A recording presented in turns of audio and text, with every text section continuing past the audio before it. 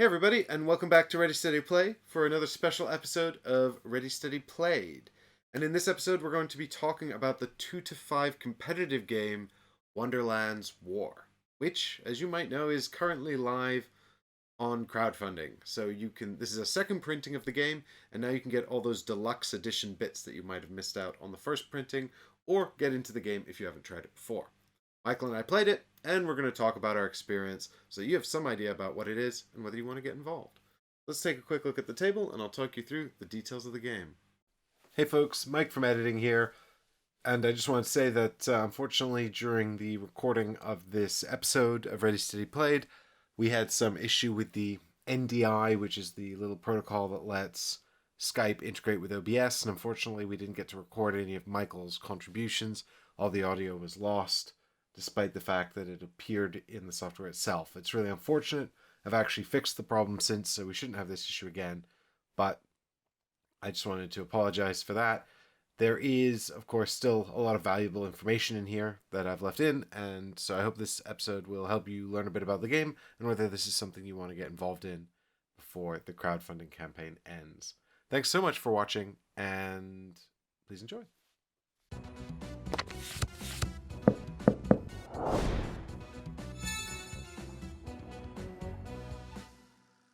Michael's back again. Well, Michael played this one. So we played this at AirCon in March. And we played a 5-player game. And Wonderland's War is a big sort of competitive game. It is designed by Tim Eisner, Ben Eisner, and Ian Moss, with art by Manny Tremblay. It is published by Druid City Games, which is the company that brought you things like Tidal Blades and Grim Fairy Tales game that I've forgotten the name of. But Druid City Games, they're kind of known for their big deluxe productions with usually a retail version and a much more extravagant deluxe edition. And this one is, of course, themed around Alice in Wonderland. It's Wonderland's War. You're going to be taking on the role of the characters from Wonderland, and you're going to be fighting over these different areas in Wonderland. I bought this. I backed it on Kickstarter when I saw it because it looked like the kind of thing I would enjoy, and I do really like this game. After I've only played it, I played it twice actually, and I'll talk a bit about the second play because we didn't get to finish. But the first play, which I played with Michael, I very much enjoyed. I really liked it, but I'm very solidly convinced this is not a game for everybody. So stick around to learn a bit more about the game and find out whether it is a game for you. It is a big, complicated, sort of abstract mechanical hobby game. It's kind of interesting. Let's talk a bit about the game's structure. It is 2 to 5 players. We played it at 5. It says it's going to take 25 minutes per player on the box. Now, when we played it at 5, we played it at a convention. None of us knew how to play. We were effectively reading the rule book and learning to play and then playing it. But I think it did take roughly 5 hours to get through the whole thing.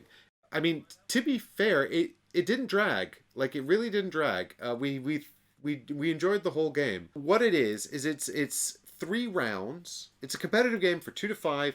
I think at 2-player there's some variant rules because it's really designed for, I think, a higher player count. Fundamentally, it is a very competitive game. There are victory points. This is a victory point tracker around the outside of the board. Ultimately, the player with the most points are the winners. You're going to get points by controlling these different areas in Wonderland, and you're going to get points by completing secret objectives as well. There's lots of other little ways to get points along the way. It is actually probably a game that has a bit more weight or complexity, a feeling of more weight or complexity than it actually is. Like, none of the individual mechanisms are especially complex, but it is modeling conflict, and it's quite abstracted. It's all kind of a bit loopy and mad, and I think that's kind of playing into the theme of Wonderland. What it sort of demands is that you have concepts of hobby game mechanisms, things like you're the kind of player that would be conscientious of probability and understand the value of adjusting probabilities and things like that. Because what it's doing fundamentally is bag building. So you've got all these wonderful bags for each of the characters that you're going to be playing as, and you'll take on one character, you'll get their bag, And these are again, the deluxe bags. I have all the fancy deluxe stuff. I think the retail version came with less deluxe stuff, but all of this is available in the new campaign, along with a new mini expansion as well. I don't think they're adding too much gameplay in the new campaign, but they've also added a neoprene mat. And so you take the bag, and then you take the character sheet, and all the characters are very asymmetrical. They're pretty asymmetrical. They've all got unique powers and things, and they all do different stuff. So you take the matching character sheet, and then you're going to be using this sheet to unlock these player powers, and you've got these different sections here, which you're going to use to unlock and to add and remove chips from your bag in order to adjust the probabilities in the bag. Because the bag, really, what it's coming down to is these conflicts. So you've got these different areas around the board here that represent the different areas of Wonderland, and you're going to be carrying out conflicts for these. These conflicts can be 1 against 1, or a 3-way, 4-way, 5-way free-for-all, depending on how many players have put soldiers in each area. But again, it's kind of a little bit abstracted because it's not area majority, so it doesn't matter who has the most soldiers. What it is it's sort of power, and the power, all your power in the zone is going to come from pulling the tokens out of the bags. And you can see here the nice deluxe tokens. Now these trays were going for silly money, so I'm quite glad they're reprinting them. I mean, and the tray itself, it's really nice. It's nice they've set it up this way, but they could have made this a bit more sensible, to be honest. But never mind. Like all of these tokens pretty much start in your player bags, so there's really no need to have them here. Just put them in the bag and then you're ready to go from the start. But if you want to store it in the box, then you can't put these in the bags. There's no space for the bags with tokens in the box. It's kind of annoying. But never mind. The point is, these tokens are really nice, and they've all got little numerical values on them. And these little values are going to be your strength in combat. So if you pull this strong rose from the bag, you get 3. You add that to your total power, right? And so you're pulling token. Everyone's pulling a token from the bag, and then they're all deciding whether everyone reveals the token, and something happens. And if you happen to pull the madness tokens, then you lose a life. And that means you lose a soldier from the conflict. So it's push your luck bag building, where the soldiers represent how many lives you have before you're potentially bust. If you ever run out of soldiers and you pull a madness token, you're bust, and you drop out of the conflict entirely. Where if you stop, then if you're in the lead when you stop, the other players have to try and catch up and overtake you. Or if you're not in the lead, you can still get benefits for having paused before you went bust. There's sort of second place points. You can also do a bit of bag building as well as a result, maybe, depending on what you've pulled. So there's all these kind of like little intricate mechanisms. There's also quest cards that task you with doing specific things in the battlefield, like stopping at certain strength levels or engaging in certain ways in the battle. So you may have a hidden agenda that where you're not even trying to win a battle. It could become also a sort of a situation where the cost of winning is just too great, and if you drop out now, you can keep the soldiers for next round and try again. But the game is 3 rounds, and the battlefields all have victory points that escalate over time. So here you've got the victory point marker, and you can see the different score values on it and the different colors as well. And so you'll put these out onto the board in order to determine the values of the different areas here at the start as part of setup, so people will know some areas are more valuable than others, and these points are going to be what's available in each given round. 3 rounds of the game, and then it ends. Each round is 2 phases. The first is called the Tea Party, where your figures are going to run around this board, and you've got 5 playable characters. It's a 5-player game. You've got the Cheshire Cat, you've got Alice herself, you've got the Mad Hatter, the Jabberwock, and the Red Queen. And they're all unique. They all play differently. They've all got a specific power, and then these 4 other powers that you can unlock. They've also got these sort of improvement tracks, which are just slightly different for each character. So here's the Red Queen, for example. Now these figures come in light gray plastic, actually. And we found that the figures, and there's a lot of miniatures as well that are sort of representing what are called the Wonderlandians, which are different denizens of Wonderland. And we found them a little difficult to tell apart. So these ones have all been painted for ease of distinction by Deb's painting studio. And if you like what you see, I'll put a little link in the comments down below. She's UK based if you'd like to get in touch with her and get your own sets tarted up so that you can tell the difference between the creatures.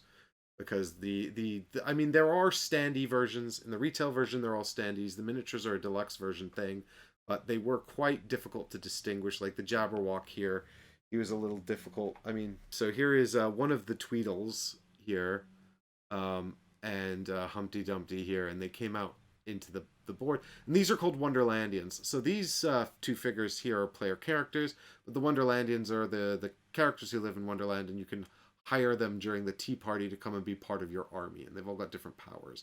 But yeah, these figures, unpainted, were very difficult to distinguish. And so you could use the cardboard standees, and they're full color, and that's fine. But, you know, another example, actually, and this is, the figures look very distinct here, but again, like, you have to cross-reference them with the cards, and the card art doesn't quite match up to the miniatures sometimes, or it's very hard to tell when they're this white plastic, which looks quite homogeneous. So this is the March Hare, and he is, without the painting and the monocle being sort of distinct and obvious, quite hard to distinguish from the White Rabbit, which is this figure here. Even though he's upside down and he looks quite different, again, it's thanks to the painting and the different colors, really, that make them distinguished. This is actually surprisingly hard to do. I keep tilting him the wrong way. I'm trying to tilt him the right way so that everyone can... Anyway, there you go. So, thanks to Deb for painting these, and like I said, you can find her website in the description down below. But these characters here, your main player characters, what they're going to do is they're going to move around the spaces on the board here. These spaces are going to be filled with cards. There's one deck of cards for each phase. And so this is, or for each round, sorry, and this is phase one, the tea party. And so you'll move your figure a certain number of spaces around the board, and then select the card. And the cards have various different functions, so you're going to be picking the card that does the thing you want to do. But you don't want to move too far, because if you ever pass the head of the table, then all the cards reset for everybody, and also you might take a bit of madness, which you don't want. Madness is these little tokens here that you're going to take. And at the end of the game, they're going to be worth negative points. But additionally, they're also going to... Actually, I think that's it. I think they're just worth negative points at the end of the game. You don't want to pass the head of the table too often, but then you also want to race people to get the cards. And once the card's gone, it's gone until somebody passes the head of the table. But the cards have sort of two primary functions. One is to put soldiers out. So you can see in the top left here that we've got... a one soldier that's going to come out onto the table, and you can put this into any battlefield that you want. You're also going to get a weak red castle token to put into your bag, and you're also going to get to, I think it's draw a goal card. You get another goal card, or quest card they're called. And the quest cards are just objectives. There's two parts to them. One is an end game condition, so try to meet this objective by the end of the game. The other is a during the game condition, so you try to do that during the game. And if the card is hidden, only you know what it is. If you score the mid-game condition, you flip it face up. And then if you score the end-game condition as well, you get bonus points for having done both of them. So they're quite nice. It's quite a nice mechanism for charting these different things. There's also these cards here. This one gives you a forge chip, which goes into your bag. And when you pull it during combat, it allows you to improve the other chips in your bag. And then the bottom space allows you to upgrade the strength of your leader. Because once they're done here in the Tea Party phase, then once everyone's got 4 cards, the Tea Party phase will end, and your leader's going to go off to one of the battlefields and help support their soldiers there. Some of these cards are also quite powerful as well, and so when they're particularly powerful, you'll see this madness symbol in the top right, which means you have to roll the madness die, and you might take some additional madness. So the Tea Party phase is get 4 cards, try to get the ones you want, do the things you're going to need to do, and then phase 2 is the battlefield's resolved. The war part of Wonderland's war. Party's over. And we're going to resolve each battlefield in an order that's going to be apparent. Well, there's a little sword here, actually, that sits on the board and moves around. And so the order in which these things are resolved is going to change round to round. But this is just going to tell you which one's going to be first in this particular conflict phase. and then you'll go around resolving these in order, and that's could be important because it triggers certain abilities and things like that. And the way a battle is resolved is simply everybody who's in the battle is going to be drawing chips out of a bag, and everyone who's not in the battle gets to place a little wager on who they think is going to win. And if they get it wrong, they take a madness chip, which is not a big penalty, but it's, not nothing. And if you get it right, you get to have a weak chip for your bag. So you get a little weak soldier to put in your bag, which is quite a nice thing. It can also tie in with some objectives and get you points that way. There are fundamentally five different soldier types in the game, which are seen here. There's a weak version of the soldiers and a strong version of the soldiers. And so what you've got here is the card soldiers from the Queen of Hearts army, and there are special powers associated with each chip type. Here you've got the roses. Their powers though are set during the setup of the game. So you can in fact get these cards that tell you what their powers are going to be, and you can choose a set of powers to play with, or you can randomize it. So for example, this is power set D, and so this tells you what all the powers each chip has in D are. But what you can do is you can either choose all of the D cards for the different chips. So here are the B cards, for example. You see the B there. These are all the B powers. You can use all the B powers, and they're sort of balanced with each other, or you can go complete anarchist mode and just shuffle these together and have an A power, a D power, a B power, a C power, to make it sort of random and just a bit more random. We've got, I spoke about the Wonderlandian characters here, which are sort of recruited from a marketplace. You can also get these special chips from the same marketplace as well that go into your bag, and they all have special powers as well. So there's an awful lot of sort of gaming elements going on here with these unique soldiers that have powers, the chips that all have different powers, these chips here which are more unique. There's only 2 of each of them, and you only get them if you get the specific card they're associated with. And so that's all going on. These are the players' starting chips. These are the forged chips. The forged chips are going to forge your chips. And what that means is effectively taking chips out of your bag again and putting them down here into these upgrade rows on your player board. And as you put chips down here, you're going to unlock different scoring mechanisms, the capacity to have more soldiers, the strength of your leader, or you're just going to be able to discard madness chips. And if you complete an entire row, you're going to unlock your character's sort of super powered special chips.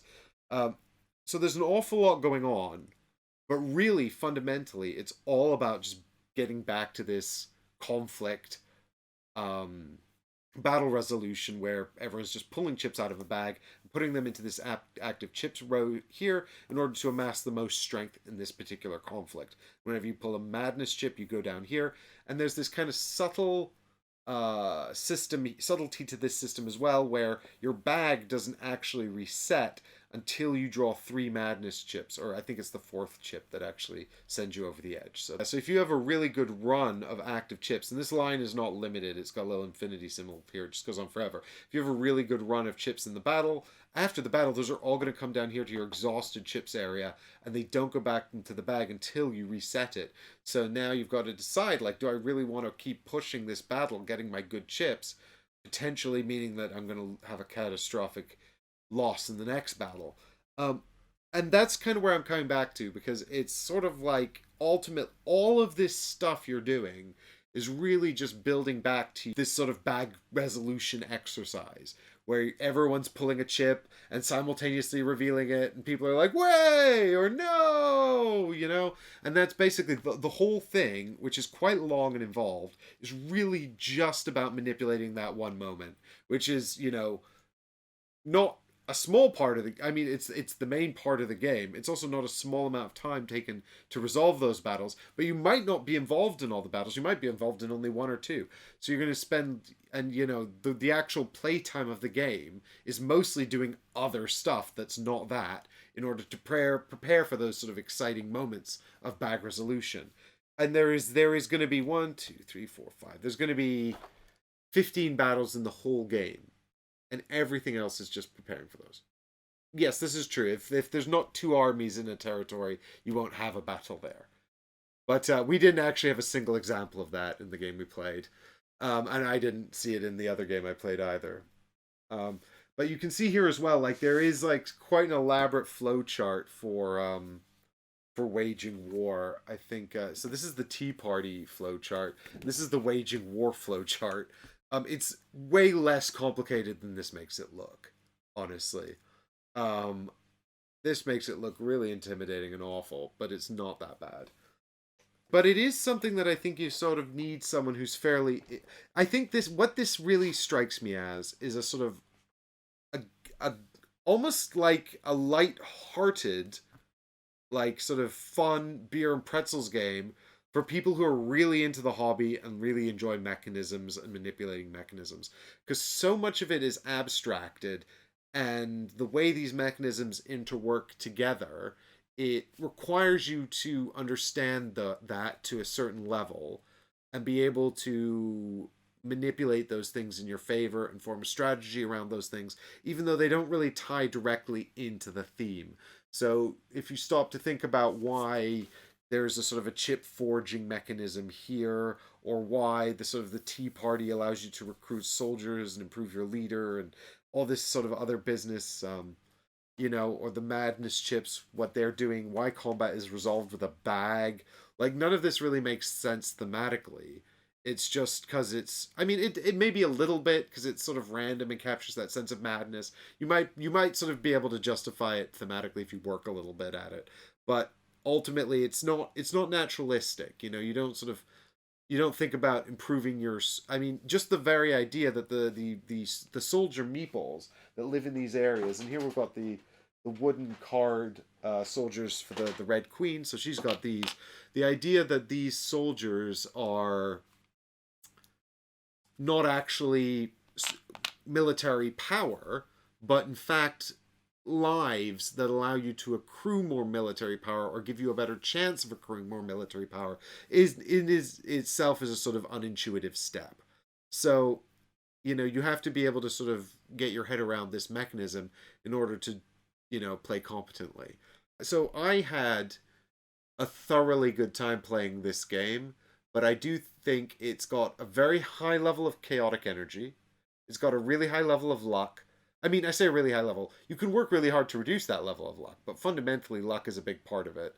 Like manipulating when you actually reset your bag or trying to manipulate that's also like super important. And even if you don't really understand this mechanically, that's going to be a huge problem for you, you know?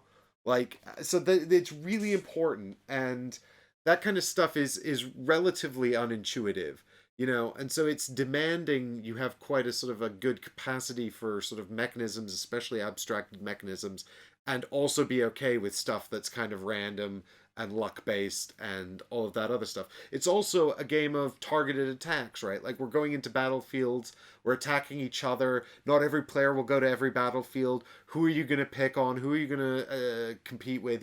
These are all like the sort of the normal considerations of an aggressive free for all game. And that's also inherently sort of unfair. It requires everyone to read the board state really well and make decent decisions in order to sort of, subdue the leader and balance the game state. And that can be frustrating for people too. Again, I love it, but I think that it is a hard sell. And the second time I played with four players, and the other three gamers are very competent. They've played some pretty complex games with me. We played Eclipse. They managed Eclipse, but this flummoxed them. And that was interesting because I was thinking about that because fundamentally Eclipse is a heavier game than this. It's bigger, it's longer, there's more mechanisms. The thing about Eclipse is everything's kind of intuitive. It's like the economy, the managing resources, the sort of the expanding onto planets, and the just the and I'm picking on Eclipse simply because I played it with the other group and it's a heavier game than this. But the way Eclipse's mechanisms unfold is relatively intuitive. You upgrade your ships with better guns, then you get to throw more dice in combat, etc. Whereas this is a sort of just a level of abstraction that's just requires a bit more of a hobby brain to grasp, and it's ultimately I said light-hearted fun because it's not a light game, but the kind of the core appeal is light-hearted, because it's not because it is, those moments of exaltation or chagrin as you pull the right or wrong chip from the bag, or like, Michael pulls out of the combat, and I was really hoping he'd push his opponent further because I'm going to have a combat with his opponent in a minute, and I was hoping they'd go further and his opponent would be further uh, subdued, but in his war with Michael, less likely to beat me, right? So there's all these kinds of elements going on that make it really fun and exciting and interesting. But again, you have to be able to grasp these abstracted mechanisms that are quite complex in order to participate. Fundamentally, despite this heavy caveat, it's done really well. And people are so keen on it that there is a second Kickstarter running for it, and it's, I suspect, going to do well.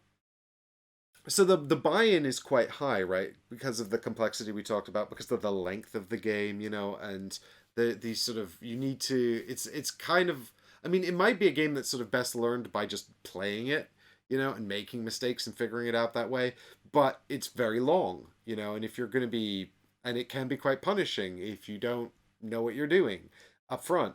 So it's asking a lot. So the fact that it's sort of got this high bar to entry, and people are still willing to pay that, and they want to play it and they want to play it again, just goes to show that once you get your head around it, it's fun and intriguing and appealing. And a lot of people actually were also quite put off by the theme. They were like, Wonderland? That's weird. Why are we having a war in Wonderland? That's also true. They might look at the theme and go, well, that's for kids. It's not a kids game. Well, they might also like it because it's fun and a bit different, Like, we've had so much dry historical stuff. And honestly, I think also people would complain if mechanisms this flippant were used for actual historical stuff. Having said that, David Thompson designs a lot of historical games, and he loves bags. He used them for Sniper Elite, so I don't know. I thought the theme was quite twee. I liked the theme, and I like the little characters, and they're all different, and they're nice miniatures, and they're quite artsy. I mean, I never ever have painted miniatures, and the artist who painted them said that these were great, and she really liked doing it. But I think that ultimately it's a system that's worth learning because it's just, sort of, it's ultimately just beer and pretzels, good fun. But it's beers and pretzels, good fun with a level of depth that keeps hobby gamers engaged. As you said, we played for 5 hours and it flew by. I was never bored. Even when I was waiting for other people to resolve battles, it was actually quite nice to have the downtime and sort of think about my strategies and what I was going to do. The last thing I'd say is, or the last sort of closing elements, is that the setup is a bit of a pain. The tear down and put away is a bit of a pain. They're quite laborious, but there's a lot of variability. So you've got the Wonderlandians deck. You're going to see maybe a handful of these pieces and the Wonderland chips, which are the white chips I showed you. You're going to see a handful of them per game. You've got 3 decks of these cards. You're not going to go through each one for each round. You're not going to go through each deck of cards fully in a game. You've also got the different powers for the chips. So the A, B, and C set. You can play with each complete set, or you can just shuffle them together and randomize them. It's up to you. So there's a lot of variability baked in. The different victory point tiles that come out, there's one extra, so you're always playing with one less victory point tile. So the value of the territories is always going to be a bit different. And so there's a lot of variability within the actual game, which I think increases the replay value, quite a lot. And I think there is an element of skill to understanding the systems and being able to game them to your advantage as well. So, and I think there's a few different strategies to explore. There's also these little castles here, which give you points if you put your castles out into territories, and you can forge your chips to improve the value of your castles and things like that. So there's different little avenues to explore on the way to win, but I don't think it's not a game where you specialize. You sort of do a bunch of different things as well. So there you go. I'm very glad I've got it. I'm more than happy to bring it to the table at any time, but it's reasonably niche and requires a long play session. I think it probably is best at 4 or 5, but that means it's going to be long. So it's on Kickstarter now. There is a retail version that has been available. It's got standees, it's got paper chips. I don't think that the deluxe version has anything that's sort of super essential. And in fact, the miniatures you kind of need to paint much more so than miniatures normally. So the deluxe edition that I have shown you here, which comes with I'm trying to I don't think it comes with the deluxe chips. I think you need to buy those separately. I think it comes with all the jazz other than the deluxe chips, which means you'll have a big chunky gap in the box where the deluxe chips tray is supposed to sit if you don't buy it. Yeah, so the deluxe game itself, and this is I think a bit more expensive now, is $115. And the clay chips, the premium chips, are $50 as well. So if you want just what you've seen here, it's $165, which is a big buy-in. That's chunky, yeah. I think it's sort of playing into the fact that it is a hobbyist's game. You know, this is sort of a nice thing for someone who's into the hobby, who enjoys these mechanisms, and wants to have something that's both engaging but lighthearted, and is willing to spend this kind of money on something that's sort of a really nice product, you know, with really nice tactile pieces. Like those clay chips are really nice. And I'm glad that they're available again for $50 because those trays were going for nuts money on the secondhand market between campaigns. They don't seem to have the retail version here. I guess you can just buy it at retail. I wonder if it's in stock. I just want to have a look because you might be better just getting the deluxe chips and keeping to the non-deluxe. Yeah, because all the miniatures and stuff are they're nice, but I think the deluxe chips are the best part of it for sure. So it looks like the retail version is widely available for about 50 British pounds, 50 to 60 British pounds. So that's considerably cheaper than $115. But, you know, I do think the nicest deluxe part of the game is that chip tray with the clay chips in it. And well, the whole game is about building up to the bag draws, and then you're putting the chips out everywhere, and you're using them constantly, and they're so tactile and nice, you know. And it's a nice thing. And I think that if you had the cardboard chips, it would. I mean, you know, as much as we want to be highbrow intellectuals about game mechanisms, playing with the chips is nice. It's really nice, and they're fun and tactile, and they're extremely pleasing. And $50 is a lot of money, but you know, I'm glad I have them. So, and I don't know if they were that expensive when I bought them. I think it has increased in price since the first campaign. Anyway, I think that pretty much wraps up our thoughts on Wonderland's War. I just wanted to give you guys some insight because I love this game. I'd put it way up in like probably my top, certainly my top 5 of the last few years, and I'd happily play it again and take it to the table anytime. But I do think it's really high. I really like this game, but I do think it is, but it hits my marks because it's player interaction, it's direct conflict, it's free-for-all conflict with targeted attacks, and it's high chaotic energy with a lot of luck and excitement, you know? And I do think it's a very specific flavor of ice cream, and if you're not into that flavor, then you're probably not going to be into it. So it wants 4 or 5 players probably, and it's long. It's really long. So, you know, I think this is quite a niche game actually. Although I could be wrong because it has been widely well received. But it does feel niche. It feels niche. So I don't know. Maybe it's the luck part that people actually like, you know. Maybe I'm sort of caveating that as some kind of like sort of niche thing, but people are like, "No, luck is good. We don't have enough luck in games these days." Luck gives you hope. Yeah, that's pretty much wraps up our discussion of Wonderland's War. I could probably talk about it much longer, and there's a few game elements we haven't covered, but I'll let you discover those on your own. I think we've sort of covered the most of it, and I hope this has given you some insight into whether or not this is a game you want to get involved in and potentially seek out either through the current campaign or at retail to try at home.